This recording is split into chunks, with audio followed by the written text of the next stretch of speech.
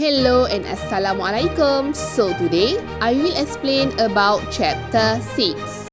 Chapter 6, Foundations of Business Intelligence, Database and Information Management. 6.2. What are the major capabilities of Database Management Systems, DBMS, and why is a relational DBMS so powerful? Before that, my name is Nurin Afiqah binti Muhammad Nazri. First is database. Database is a collection of data organized to serve many applications efficiently by centralizing the data and controlling the redundant data. Next, we look into database management system. A database management system is software that permits an organization to centralize data, manage them efficiently, and provide access to the stored data by application programs. The DBMS acts as an interface between application programs and the physical data files. How a DBMS solves the problem of the traditional file environment? A DBMS reduces data redundancy and inconsistency by minimizing isolated files in which the same data are repeated. The DBMS may not enable the organization to eliminate data redundancy entirely, but it can help control redundancy. Even if the organization maintains some redundant data, using a DBMS eliminates data inconsistency because the DBMS can help the organization ensure that every occurrence of redundant data has the same values. So, a single human resources database provides many different views of data depending on the information requirements of the user. Illustrated here are two possible views, one of interest to a benefit specialist and one of interest to a member of the company payroll department. Next is, what is relational DBMS? Contemporary DBMS use different database models to keep track of entities, attributes, and relationships.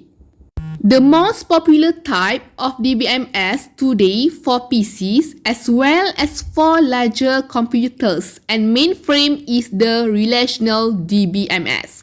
Relational database represent data as two-dimensional tables called relations. Tables may be referred as files. Each table contains data on an entity and its attributes. Microsoft Access is a relational DBMS for desktop system, whereas DB2, Oracle Database, and Microsoft SQL Server are relational DBMS for large mainframe and mid-range computers.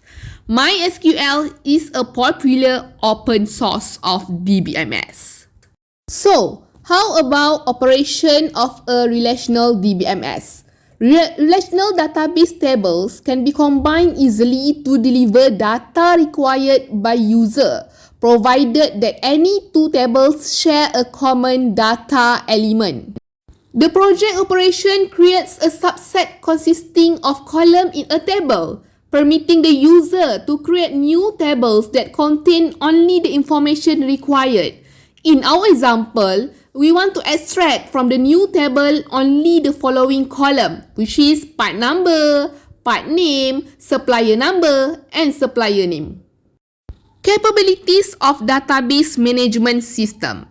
A DBMS includes capabilities and tools for organizing, managing, and accessing the data in the database. The most important are its data definition language, data dictionary, and data manipulation language.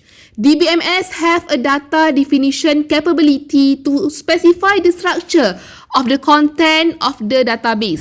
It will be used to create database tables and to define the characteristic of the fields in each table. This information about the database will be documented in a data dictionary. A data dictionary is an automated or manual file that stores in definition of data element and their characteristic. So we look into querying and reporting. DBMS includes tool of accessing and manipulating information in database. Most DBMS have a specialized language called a data manipulation language that is used to add, change, delete, and retrieve the data in the database. This language contains commands that permit end users and programming specialists to extract data from the database, to specify and to satisfy information requests and develop applications. The most prominent data manipulation language today is Structured Query Language or SQL. Designing database. To create a database, you must to understand the relationship among the data, the type of data that will be maintained in the database, how the data will be used, and how the organization will need to change to manage data from a company-wide perspective. Next is normalization and entity relationship diagram. The conceptual database design describes how the data elements in the database are to be grouped. The design process identifies relationship among data elements and the most efficient way of grouping data elements together to meet business information requirements. The process also identifies redundant data elements and the grouping of data elements required for specific application programs. Group of data are organized, refined, and streamlined until an overall logical view of the relationship among all the data in the database emerge. So, the lastly is about non-relational database and database in the cloud.